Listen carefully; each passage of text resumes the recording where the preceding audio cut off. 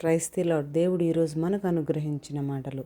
నీవు చేసే ప్రతి పనిలోనూ నీకు దేవుని సహాయం లభిస్తుందా? నీవు వేసే ప్రతి అడుగులో ప్రభు నీకు తోడుగా ఉన్నాడన్న విశ్వాసం నీలో ఉందా?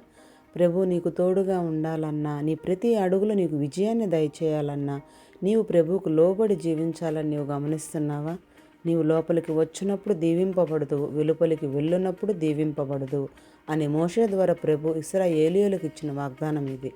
దేవుని ఆజ్ఞలకు మనం విధేయత కలిగి జీవిస్తే మనం కూడా ఈ వాగ్దానాన్ని సొంతం చేసుకోగలం.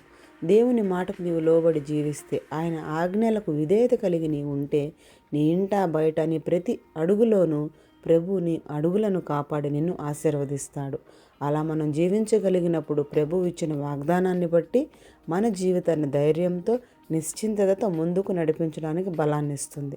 నీవు ప్రభుకు ఇష్టడివిగా జీవించినప్పుడు నీ శత్రువు నీ దరి చేరకుండా ప్రభు నీకు సహాయం చేస్తాడు.